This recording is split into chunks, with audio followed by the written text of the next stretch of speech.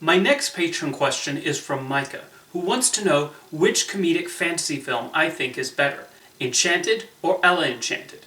In addition to having similar titles, they also mix the fairy tale with modern humor and ideas. In the case of Enchanted, we have a character from a fairy tale world who winds up in the real world. Ella Enchanted takes place entirely in a fantasy realm, while the characters feel like they came out of the 2000s. Which do I prefer? I think both movies definitely have their charms, but Enchanted wins out for me. I thought this was a lovely tribute to classic Disney movies, while also having fun with itself. It probably helps that director Kevin Lima comes from a Disney animation background, so he brought that expertise with him to the production. Starting the film with a hand-drawn animated sequence was a nice touch, and when the lead protagonist Giselle winds up in New York, Amy Adams knows exactly the right tone to play the character.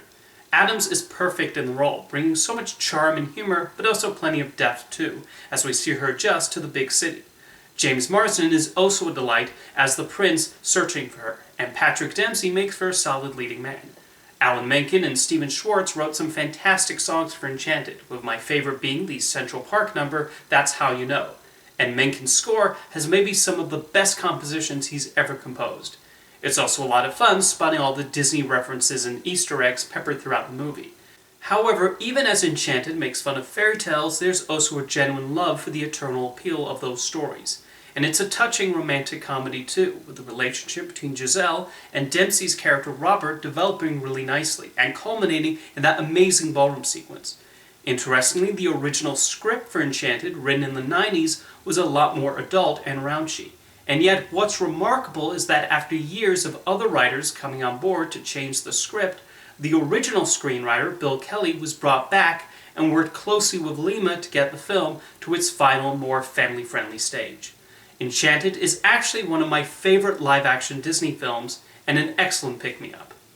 Ella Enchanted definitely has its charms too, though, and I like how it puts its own spin on fairy tale conventions. Even as you can see it, barring elements from The Princess Bride and Shrek, the film still works nicely on its own, and I was won over by the end.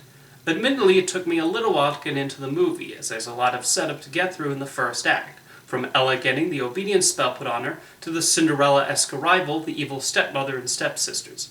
However, once Ella goes off on her journey to find her fairy godmother, things really pick up, and the script gets funnier. Anne Hathaway is well in the lead role, and she has solid chemistry with Hugh Dancy as the prince she falls in love with.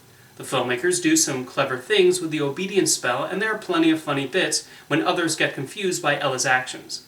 I also think the incorporation of modern songs is well handled, and don't feel out of place in the world established in this movie. We even get some fun musical numbers using Queen's Somebody to Love and Elton John's Don't Go Breaking My Heart. Meanwhile, the standout of the cast, for me, is Cary Elwes as the main villain. He's so hilariously over the top as he plots and schemes, and every scene is made better with his presence. Ella Enchanted also comments on discrimination in a way that fits the characters and the story being told. I do think the film might have benefited from having a slightly bigger budget, as it does look like a made-for-television movie at times, rather than a theatrical release. However, I was still invested in the story and charmed by the humor and the way the actors bounce off each other.